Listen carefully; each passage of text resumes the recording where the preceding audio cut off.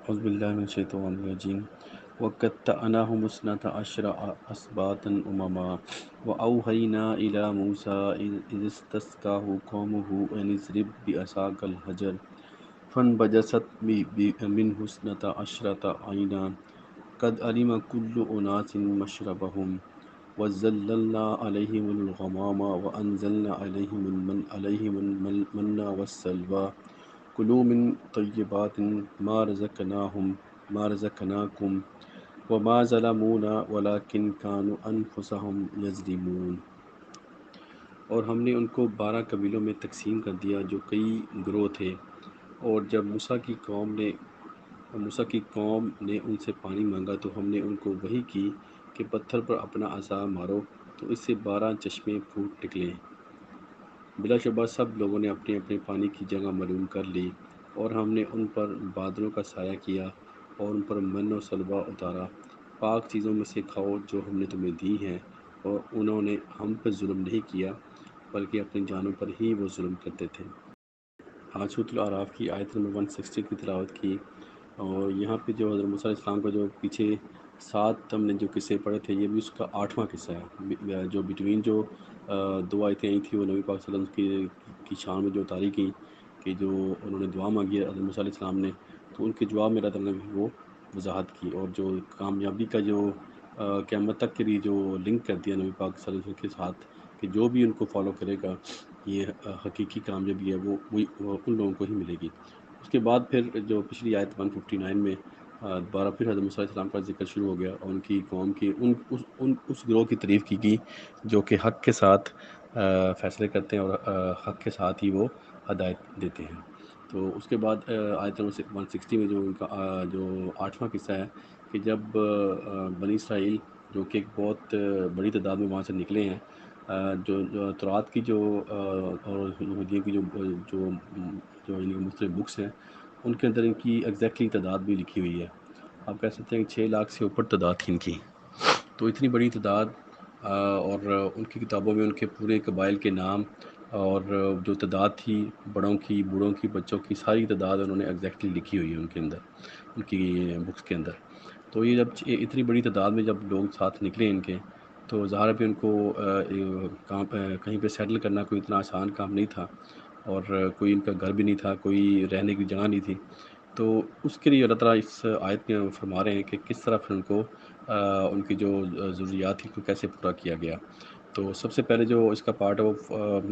جو آیت کا پہلا پارٹ ہے کہ ان کو 12 قبیلوں میں تقسیم کیا گیا۔ تو 12 قبیلے جو حضرت یعقوب علیہ السلام کے جو 12 بیٹے تھے، ان کی نسبت سے ان کی نسل سے آگے پھر جو 12 قبائل بنے ہیں، جن کی جو ان کے 12 بیٹے تھے ان سے آگے جو ان کی آگے نسل چلی ہے، وہ پھر یہ ٹوٹل 12 قبائل بنتے ہیں، 12 قبائل۔ تو اس میں پھر آگے جو بڑھتے گئے ان کی جو یعنی پاپولیشن بڑی ہے، تو یہ پھر لاکھوں میں پہنچ گئی، 6 لاکھ سے اوپر تعداد تھی ان کی کم و بیش۔ تو ان کی جو یعنی 12 قبائل میں تقسیم کرنے کا مقصد یہ تھا کہ تاکہ ایک تو ان کی جو ایگزیکٹلی کاؤنٹنگ ہو سکے، اور دوسرا جو پہچان ہو سکے ایک دوسرے کو، جیسے یہ جو تقسیم کی گئی ہے ایک دوسرے کی پہچان کے لیے کہ ان کو پہچان ہو کہ کون سا جو فرد ہے وہ کون سے قبیلے سے ہے۔ ایک تو یہ تھی کہ ان کو کنٹرول کرنا آسان ہو، ان کو مینیج کرنے کے لیے ان کو 12 قبائل اور 12 گروہ میں تقسیم کیا گیا۔ لیکن جو فرعون نے ان کو تقسیم کیا تھا، جیسے کہ ہم نے قرآن میں دوسرے مقام میں پڑھا ہے کہ فرعون نے جو ان کو تقسیم کیا تھا، وہ اس نے تقسیم اس لیے کیا تھا کہ وہ ان کے اوپر رول کرنے کے لیے انہوں نے ایک دوسرے کے اندر نفرت کے جو بیچ آپ کہہ سکتے ہیں کہ وہ ڈالنے کی کوشش کی کہ وہ اس طرح وہ ان کے اوپر رول کر سکیں، ایک کو پاور دی اور دوسرے کو کمزور کیا، دوسرے کو پاور دی تیسرے کو کمزور کیا، اس طرح اس نے جو تقسیم کر کے ان کے اوپر رول کیا۔ لیکن یہاں پہ جو تقسیم بتائی جا رہی ہے وہ کہ ان کو جو مینجمنٹ کے پوائنٹ آف ویو سے بتائی جا رہی ہے کہ ان کو 12 قبائل میں تقسیم کیا تاکہ ان کی مینجمنٹ کرنا آسان ہو، پہلا یہ کام یہ کیا۔ اس کے بعد جب ان کی قوم نے اسے پانی مانگا، جو ظاہر پانی جو سب سے بڑی ضرورت ہے، پانی کے بغیر زندگی کہیں بھی ممکن نہیں ہے، تو اسی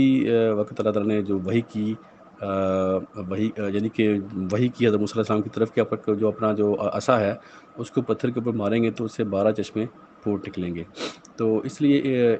وہ جو 12 چشمے تھے اس میں سے جو 12 قبائل تھے، جو ان کے 12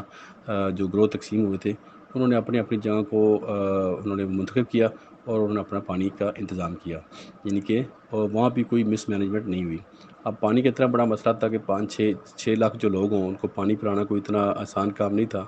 تو وہ انہوں نے حضرت موسیٰ علیہ السلام کو بہت زیادہ مشکل میں ڈالا اس کے اوپر. لیکن حضرت موسیٰ علیہ السلام نے پھر دعا کی اللہ تعالیٰ سے، اور آپ کہہ لیں کہ ایسی دعا کی کہ اس میں بہت زیادہ گڑ گڑائے اللہ تعالیٰ کے آگے. تو اس کے بعد پھر اللہ تعالیٰ نے وحی کی کہ آپ جو عصا ہے اس کو آپ پتھر پہ ماریں تو وہاں سے 12 چشمے نکلیں گے. تو اس میں ہمارے لیے میسیج یہ ہے کہ جو بھی آپ کے پاس اویلیبل ریسورسز ہوں اس کو ضرور استعمال کرنا چاہیے. جو بھی آپ کے پاس ہے، اب ان کے پاس جو ریسورسز تھے وہ ہم کہہ سکتے کہ وہ عصا تھا جو چھڑی تھی، انہوں نے اس کو مارا، وہاں سے پانی کے چشمے نکلائے. تو اس لیے آپ کے پاس جو کچھ بھی اویلیبل ہے، جب آپ کے کسی بھی مشکل میں پڑ جائیں تو جو بھی آپ کے پاس اویلیبل ریسورسز ہوں اس کو ضرور یوز کرنا چاہیے. آگے پھر اللہ تعالیٰ کی مدد کے ساتھ پھر برکت پڑ جاتی ہے اور اللہ تعالیٰ انسان کے لیے راستے کھول دیتا ہے. تو یہاں پہ بھی ان کی قوم کے لیے جو راستے ہیں وہ اس طرح کھولے گے کہ پانی ان کے پاس جو ریسورسز تھے وہ اللہ تعالیٰ نے ان کو فرمایا کہ اس کو آپ ماریں تو اس میں سے 12 چشمے جو ہیں وہ نکل پڑیں گے. تو اس طرح پھر ان کی جو پانی کی ضرورت تھی وہ پوری کی گئی بنی اسرائیل کی. ہاں، تو اس کے بعد پھر تو ہم نے ان پر بادلوں کا سایہ کیا. یہ پھر دوسری جو مشکل تھی کہ ان کے پاس گھر نہیں تھا رہنے کے لیے، تو کوئی چھت نہیں تھی، یعنی کہ کھلے آسمان کے نیچے وہ رہتے تھے. جب 6 لاکھ کے لوگ جب نکلے وہاں سے تو ان کے لیے اللہ تعالیٰ فرما رہے ہیں کہ ان کے اوپر بادلوں کا سایہ کیا. تو یہ غمامہ کا مطلب کہ ایسا بادل جو کہ سفید بادل ہو، یعنی کہ اگر آپ کہہ لیں کہ کالے بادل ہوتے تو پھر اندھیرا چھا جاتا، لیکن یہ سفید بادل تھے اور اس سے ان کو سکون ملتا تھا. اور سایہ جو تھا وہ دھوپ ان کے اوپر ڈائریکٹ نہیں آتی تھی، وہ سائے میں رہتے تھے. یہ اللہ کی نعمت تھی. آپ کہہ لیں کہ ایک طرح کا ان کا بڑا سا ایک گھر بن گیا کہ پورے بادل نے پورا جو جتنے بھی لوگ تھے سب کے اوپر سایہ کیا، اور جو ان کی دھوپ سے ان کو اللہ تعالیٰ نے اس طرح بچایا. یہ ان کی دوسری نعمت کا ذکر کیا گیا کہ پانی دیا، پانی کے بعد پھر سایہ دیا. پھر جو کھانے کا انتظام تھا وہ اللہ تعالیٰ فرمانے کہ ان کو من و سلوہ ایک ریڈی ٹو ایٹ کہہ لیں آپ، جو بالکل تیار کھانا تھا وہ ان کو ملتا تھا. جو پرندے تھے وہ ان کے آگے آگے گرتے تھے، جو وہ ان کو کھا لیتے تھے. اور جو ایک آپ کہہ لیں شہد کی طرح کا ایک لیکوڈ تھا جو کہ پتوں کے اوپر یا درختوں کے اوپر جو جیسے شبرم گرتی ہے نا، اس طرح کا وہ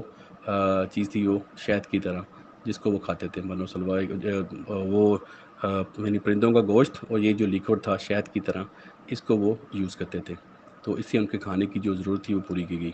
تو یہ اللہ تعالیٰ کی ان کے اوپر نعمتیں تھیں. تو اللہ تعالیٰ فرما رہے ہیں کہ انہوں نے ہم پر ظلم نہیں کیا.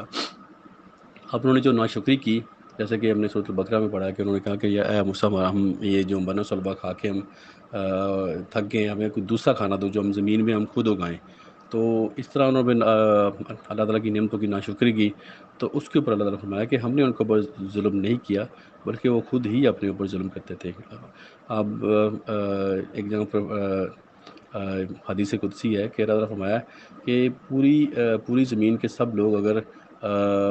ناشکری کریں تو پھر بھی اللہ تعالیٰ کی کوئی چیز میں کمی نہیں ہوتی. اگر پوری کی پوری جو انسانیت ہے سب اللہ تعالیٰ کا شکر ادا کریں تو کسی بھی چیز میں اضافہ نہیں ہوتا اللہ تعالیٰ کی. اللہ تعالیٰ بے نیاز ہے. کوئی بھی انسان اگر ظلم کرتا ہے، جب ناشکری کرتا ہے، تو اس کا نقصان جو اس کو اپنے آپ کو ہی ہوتا ہے. تو اللہ تعالیٰ کا کوئی بھی کچھ نہیں بگاڑ سکتا. تو یہاں پہ فرمایا جا رہا ہے کہ انہوں نے ناشکری کی تو یہ جو ظلم تھا انہوں نے خود اپنے آپ پہ کیا. اللہ تعالیٰ کی طرف سے کوئی ان کے اوپر ظلم نہیں کیا گیا.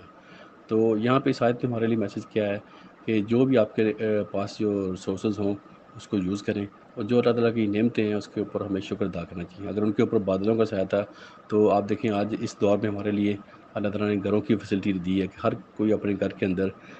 چھت کے سائے کے اندر رہ رہا ہے. اس دور میں ان کے لیے اگر ریڈی ٹو ایٹ وہ جو کھانا تھا، تو آج ہمارے لیے اتنے ریسورسز اویلیبل ہیں کہ ہم طرح طرح کے کھانے جو ہمارے اویلیبل ہیں، اور کتنی جو ابھی آپ کہہ لیں گے زراعت اور دوسرے جو اتنی ترقی ہو گئی ہے کہ ابھی کھانے کی کوئی بھی کمی کہیں بھی نہیں ہے۔ جو کمی کہیں بھی ہے وہ صرف تقسیم کی کمی ہے کہ جو ایک دوسرے کو جو ریسورسز کے اوپر جو قبضہ ہے اس کی ساری پرابلم ہے، کہ وہ جو ریسورسز کی تقسیم ہے وہ صحیح نہیں ہو رہی۔